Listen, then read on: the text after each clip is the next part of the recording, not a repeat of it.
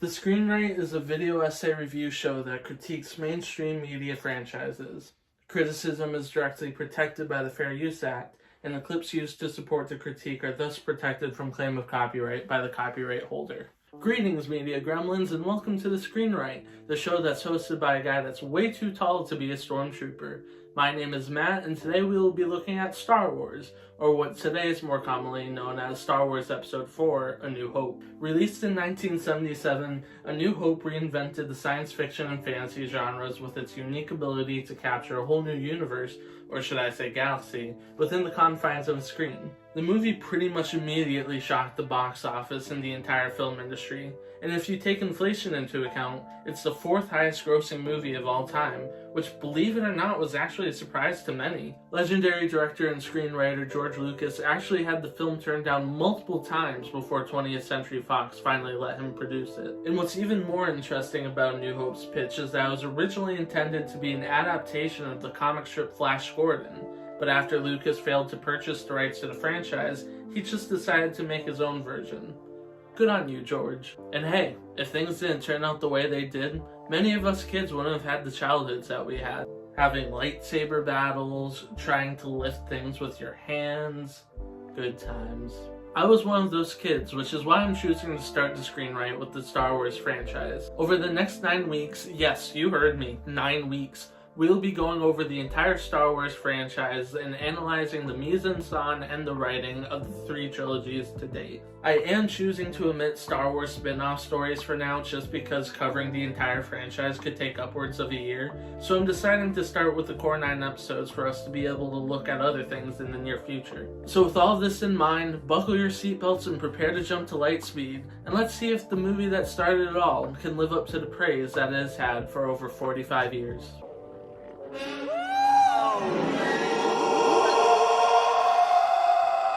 For each film that we look at, this show will be providing a review based on the writing and the mise of the piece. For those of you guys who don't know what mise means, it's a term that's short for mise-en-scène and comes from France, quite literally meaning the action of putting onto the stage.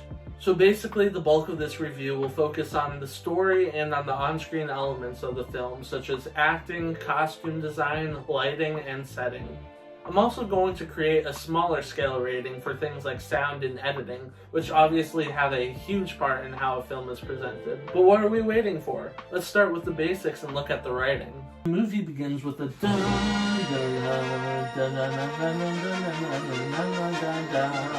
and then opens into a title crawl outlining the current state of affairs in the series. While the crawls are seen as an important staple of any Star Wars film, I don't believe enough people give it the credit it deserves for the role that it serves in the film. Rather than bore viewers with 10 minutes worth of setup and plot development, Star Wars films consistently launch into disorder. Most films follow an ABA format, or in other words, following an order, disorder, order restored format, like Speed for example. But failing to establish order early in the film actually does wonders for the entire franchise, allowing for us viewers to become more intimate with the conflict and the well-being of our protagonists. We also start on an awesome sequence where we get to see the disorder play out, with our first few scenes consisting of a short fight between soldiers of the evil Galactic Empire and those of the Rebellion Army, the capture of protagonist Princess Leia, portrayed by Carrie Fisher, and the escape of droids R2-D2 and C-3PO, who are hiding stolen plans to the Empire's battle station known as the Death Star. This short sequence brings us into our next, following R2 and 3PO as they crash down onto the desert planet Tatooine. Though the Tatooine sequence is probably one of the most memorable of the film due to the atmosphere that the setting gives off, I am gonna shit on the writing for this portion just a tiny bit. Once on the planet, R2 and 3PO are captured by creatures known as Jawas and sold to protagonist Luke Skywalker, portrayed by Mark Hamill, and his uncle Owen. But one of my few qualms with this portion of the film comes as a result of the writing. Though R2 and 3PO end up in the same location, the two unnecessarily split up immediately after their crash. The motive for the split also seems rather unjustified, with R2 heading off to find Obi-Wan Kenobi to deliver the message that Leia gave to him, and 3PO is just mad, I guess? Why doesn't R2 share that he has to find Obi-Wan? Why does 3PO think going off in the desert by himself is a good idea? I don't know. but they almost immediately wind up back together after being captured by the Jawas, so overall it just seemed pointless. Maybe I could understand character development, but I think there could have been better options. Furthermore, it's almost way too coincidental that Luke and Owen need an R2 droid and a translator droid. It's also even more coincidental that the R2 droid they try to buy just fucking blows up, but you know, whatever. Coincidences. After all these coincidences, though, I'll just look past it, I guess? I don't know. But while I am confused by the choice for R2 and 3PO to split, and while the way they ended up with Luke may have been cheap, I have to get credit for just how rich the writing is through the sequence. In the Mos Eisley port, we meet Han Solo, portrayed by the legendary Harrison Ford, and Chewbacca for the first time, giving us some awesome quotes, and great character development. I will say it is weird that when Luke's aunt and uncle literally got torched to death by the Empire, he barely reacted, but I'm willing to look past it because let's face it, Uncle Owen was kind of a dick. Throughout the rest of the film, I have no specific problems pertaining to any scenes in particular. It's motherfucking Star Wars, man. A New Hope is filled with awesome moments of comedic relief. Like, who could ever forget? Everything's perfectly all right now. We're fine. We're all fine here now. Thank you. How are you? Or... Open the blast door! Open the blast door! It may be a classic and overused tale of a damsel in distress who needs saving, but the film's complexities and the ability to connect with the viewer creates this richness that most films fail to create. There exists a genuine care for the sake of our protagonists, and catastrophic moments like the destruction of the planet Alderaan and the murder of its millions of citizens makes the situation even more dire. I could continue to rave about how much I love A New Hope's story and its rich writing, but copyright claims. So overall, my rating for writing and screenplay is 3.5 stars out of 5. But Matt, you just finished raving about the screenplay. Why has it only got 3.5 stars out of 5? You're completely right. The screenplay is amazing. But where I have to lower my rating so dramatically is out of consideration of the film's lack of diversity. Let's face it, A New Hope is about as diverse as the United States Wall of Presidents. Don't get me wrong, Leia is a complete badass, and Carrie Fisher truly eats up every single moment she's on the screen. But without one person of color or one other female character, I have no choice but to be harsh on this film. Not only fails the Bechdel test, it straight up throws it out the window, portraying only one female character who is written as the stereotypical damsel in distress. And though the film was released in 1977, I'm critiquing by 2022 standards, and I'm not gonna give an old film a pass just because I like it. But what I will say is, despite this hindrance, it's Star Wars. It's a classic tale shared expertly with viewers, utilizing every minute to build a plot, highlighting the small successes in a galaxy of disorder. So sure, Star Wars may have a near-perfect screenplay, but I'm not going to give it the full rating just because of that.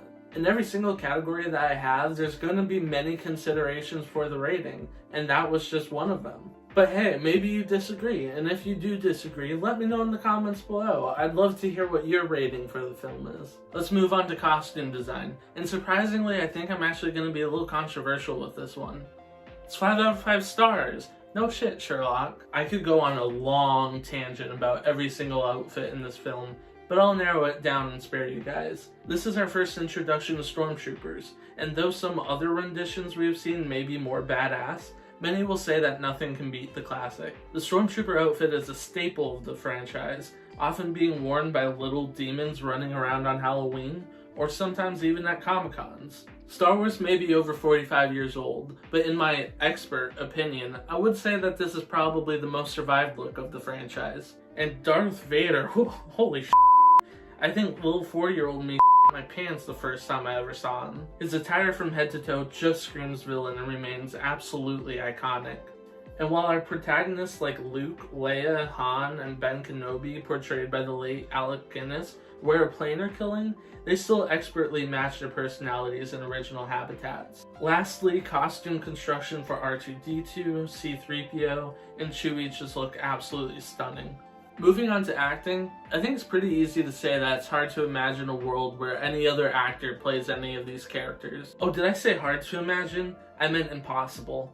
Alec Guinness does an absolutely amazing job to appear as an old and wise sage, also being responsible for some famous lines.